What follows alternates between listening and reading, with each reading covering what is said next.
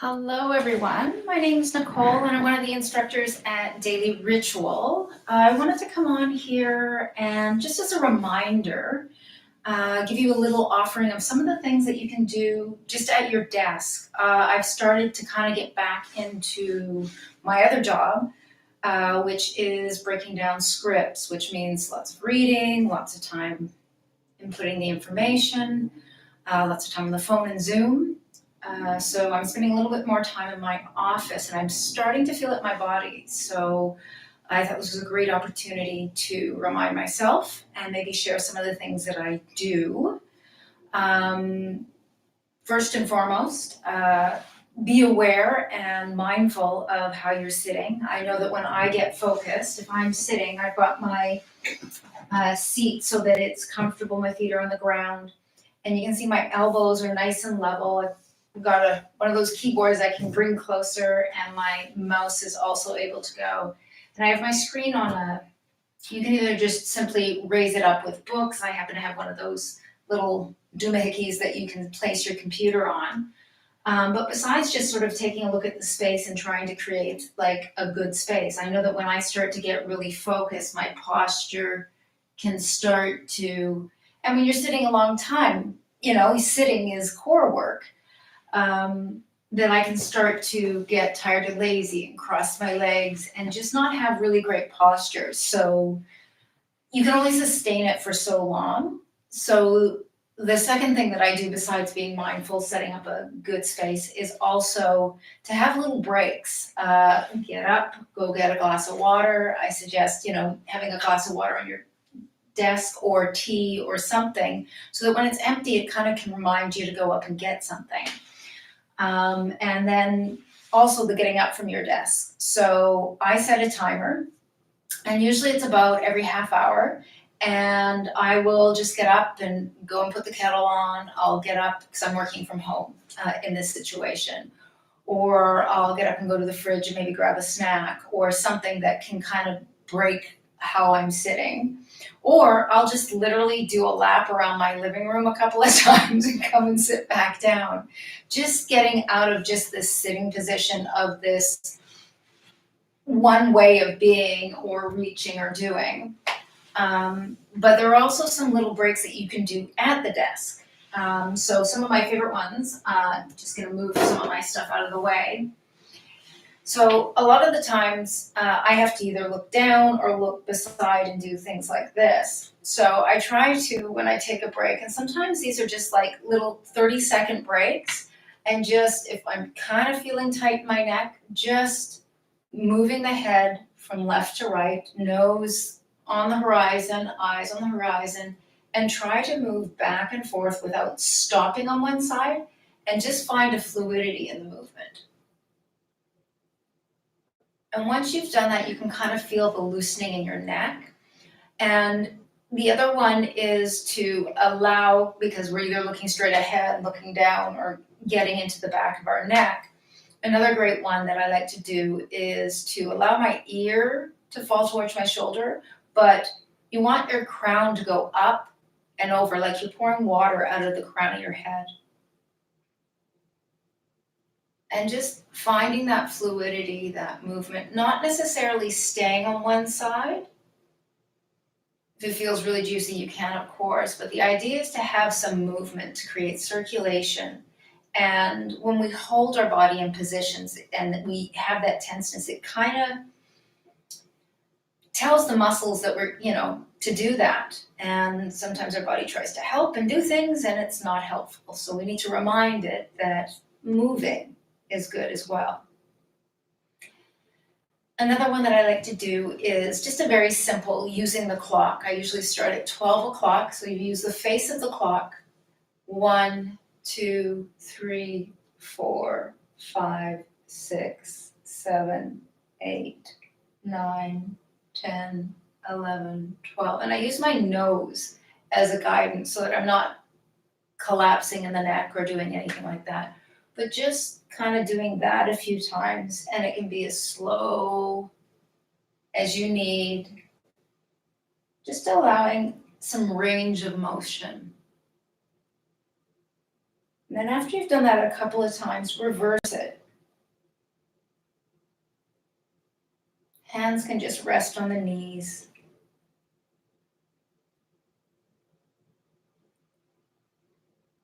And then you can even kind of swish from 10 o'clock to 3 o'clock, letting the chin drop through,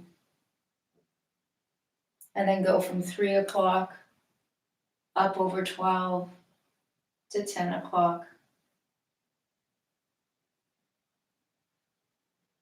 Just maybe noticing how you're feeling. A lot of those little movements that I did, they'll be like a tell. So it's like, oh, I'm really tight in my traps, so maybe I need to do a little bit more movement. But even just that little simple one, that's great to do just a couple of times a day. Just give your head a shake in a sense. Another place that we can do it, because our arms and reaching them with the mouse and that clicking, I know that I'm prone to have my one shoulder kind of creep up. So a really good reminder is just to do some shoulder rolls. And it also gives your big back muscles that have been engaged and holding you upright just a little break. So just again, allowing the hands to just sit in your lap and just do some gentle shoulder rolls and then bring them forward again. And when you do this, notice how you're feeling in your back. And if you have any tightness in that lower back, maybe bring your heart a little bit forward so you can kind of get out of it. But just find that gentle rotation and then try back together. Mix it up. Just movement, getting into those traps. Another thing that I love to do, take the hands and you're just going to gently massage or squeeze the sides of the neck. It's just a lovely way to connect into, give your hands a little bit of work because they've been do, but just getting them to work in and just allowing for a little bit of, self-care, just a little bit of massage. And then take your right hand to your left elbow so that you can take the weight so that there's no stress on your shoulders or traps or anything. And then start to pull the traps forward, just gently, kind of like that motion with your hands, just pulling the back and rolling it forward. And by supporting your elbow, you're also just allowing the rest of your body to sort of rest. And then you can just switch it up. Just allow it to just roll forward. And you might find one side is more tight than the other, and just, spend as much time as you need to on that one. So those are just some basic ones that you can do as many times a day, even just kind of going back and forth so that you feel collapse, just to get movement through the spine. In daily ritual practice that we do, we use our ribs a lot. And so that's another one. If you just take your hands to the cups and cup your knees rather, and bring your heart a little bit forward so that you've got the booty a little bit back. That's also something from daily ritual, of course. And then just move the rib cage from side to side. Just allow there to be length through the belly and just a gentleness in the movement.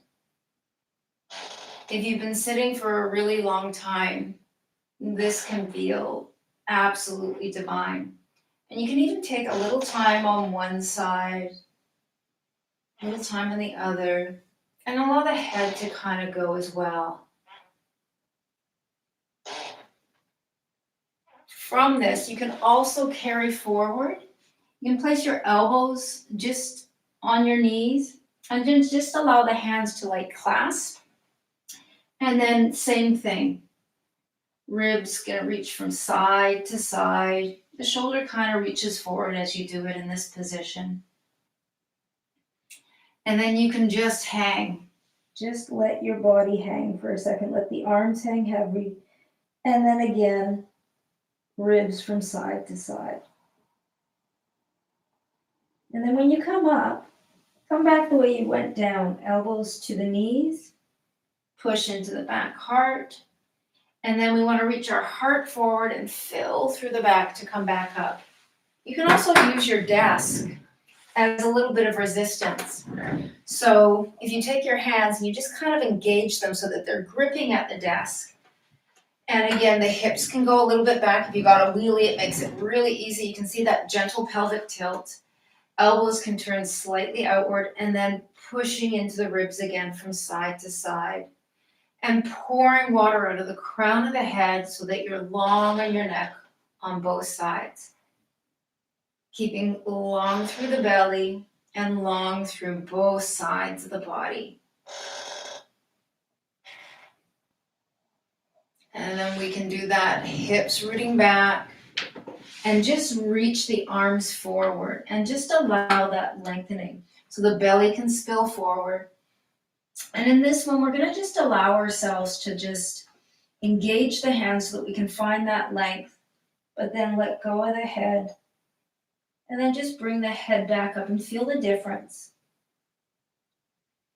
This is one of my favorites. And then again, in this long position, gripping the fingers into the desk, you can just tick-tock from side to side.